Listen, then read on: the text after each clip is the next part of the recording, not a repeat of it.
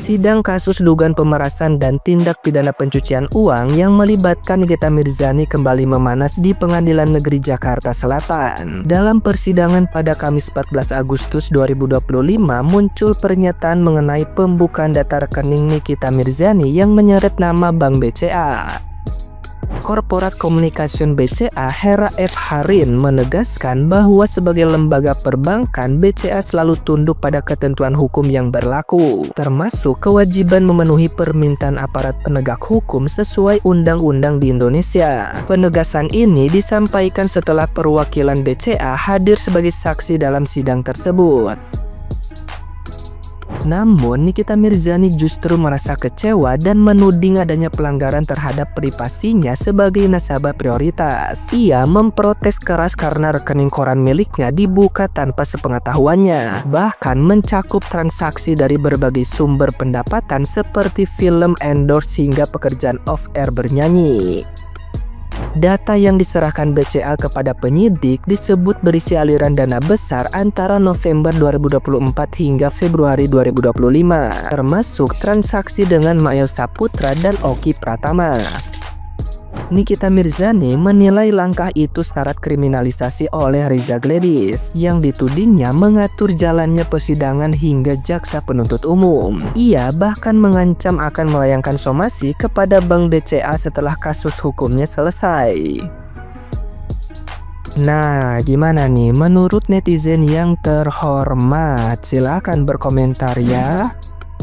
BCA mau disomasi sama Nikita Mirzani, nggak apa-apa, somasi aja, nggak usah takut. Tindakan lo nggak salah, udah bener.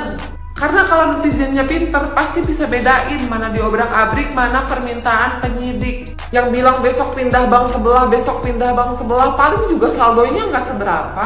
Kalau bahasanya terdakwa tuh miskin, gembel, cina. Karena kalau kamu pasti ngerti, mau bank mana-mana juga kalau nasabahnya kena pidana, terus penyidik minta audit rekeningnya, ya pasti ngelakuin hal yang sama.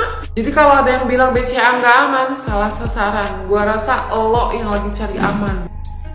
Nikita Mirzani mau somasi Bank BCA karena sudah mengobrak-abrik katanya rekeningnya. Kok siapa? Nanti kalau aku hack salah pula ya kan. Kok itu siapa mau somasi Bank BCA, ya ampun. Ini drama apa lagi yang dimainkan? Kok itu kan terdakwa ya. Jadi kalau apapun yang dilakukan misalkan bank gitu, itu pasti sudah sesuai dengan SOP mereka gitu. Jadi nggak mungkin mereka tuh berani-berani melakukan sesuatu gitu ya kalau tidak sesuai dengan SOP. Jadi jangan buat yang aneh-aneh lah gitu. Udah fokus biar supaya cepat selesai gitu sidangnya ya. Gak usah kesana melebar kesana kesini ya, cari dukungan kesana kesini ya. Gak usah, fokus aja supaya cepat selesai gitu. Itu ya, kalau salah ya udah salah masuk, kalau nggak salah keluar gitu aja udah. Giring opini kesana melebar kesana, pusing juga namanya nih. Nikita Mirzani mau somasi BCA. Astaga, apalagi fans-fansnya itu ya, yang ngerasa kayak paling bener banget, pindah bank sebelah. Lu tau gak sih kalau itu tuh gak sembarangan tiba-tiba diobrak-abrik. Itu tuh dia karena jadi tersangka, makanya itu tuh ada prosesnya untuk bisa dicek apakah benar ada yang masuk, atau intinya itu dicek tuh ada alurnya, ada prosesnya. Bukan seolah-olah tiba-tiba BCA melakukan hal seperti itu. Aduh, kalau mau somasi silahkan somasi aja. Nggak ngerti gue apalagi tuh fans-fansnya, ya Allah, kasar. Dan untung Nikita Mirzani yang katanya rekeningnya diobrak-abrik dan dia nggak terima dan dia akan somasi pihak bank katanya. Ini lucu nih guys. Jadi kalian harus tahu bahwa apa yang disampaikan oleh Nikita Mirzani itu tidak mempunyai dasar yang jelas. Itu tuh hanya lagi-lagi penggiringan opini semata dari seorang terdakwa, yang dimana terdakwa ini nggak paham bahwa terkait adanya kasus dugaan tindak pidana pencucian uang, maka dalam hal ini penyidik, penuntut umum maupun hakim diberikan kewenangan untuk mendapatkan keterangan ataupun dokumen secara tertulis dari pihak bank. Jadi nggak perlu lagi persetujuan dari Nikita Mirzani sebagai nasabah. Dan karena apa? Karena berkaitan mengenai data pribadi dari nasabah tersebut sudah dikesampingkan dalam proses peradilan untuk kepentingan hukum yang diminta oleh penyidik, penuntut umum, dan hakim. Jadi, kita udah sering banget mendengar bahwa Nikita Mirzani ini sering mengungkapkan kata-kata yang memang tidak ada berdasar. Dia kan punya penasihat hukum. Kenapa coba ditanyakan ke penasihat hukum ya sebelum dia berpendapat gitu, oke?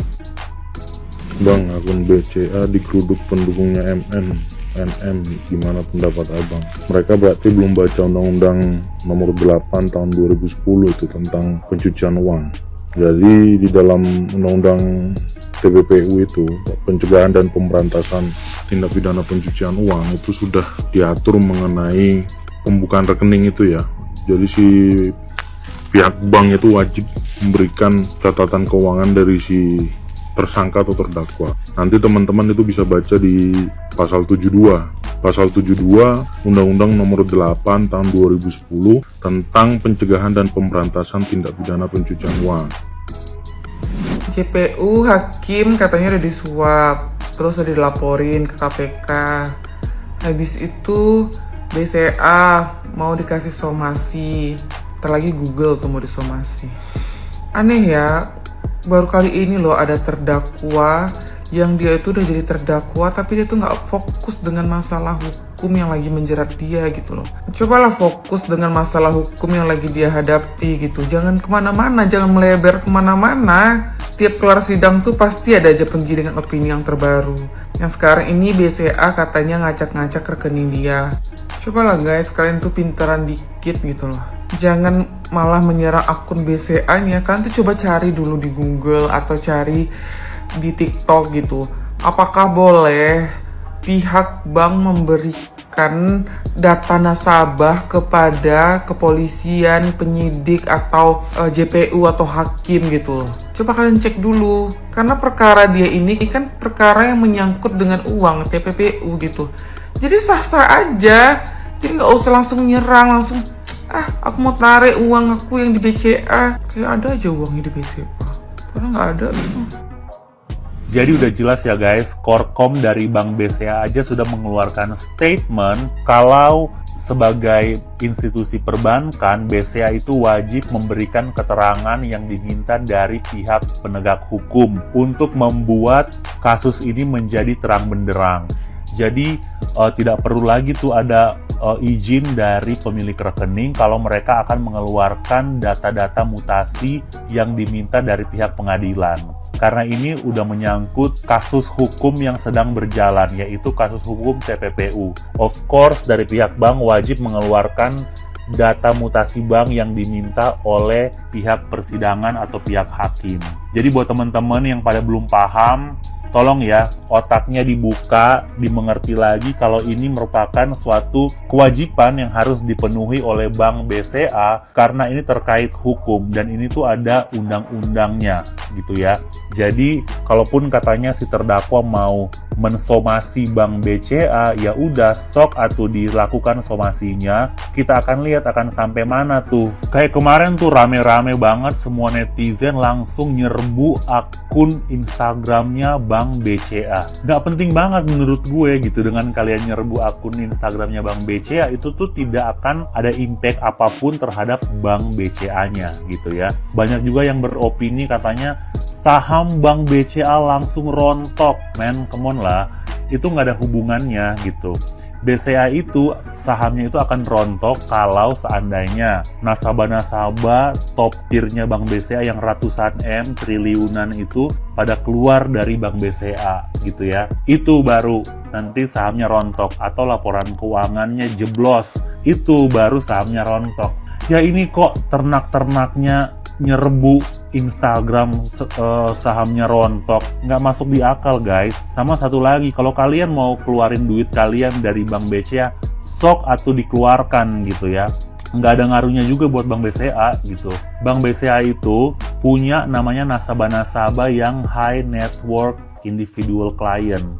Jadi kayak akan tetap bikin Bank BCA itu tetap strong kalau misalnya klien-klien top tier ini tuh masih di sana. Oke guys, semoga bisa dipahami. Thank you.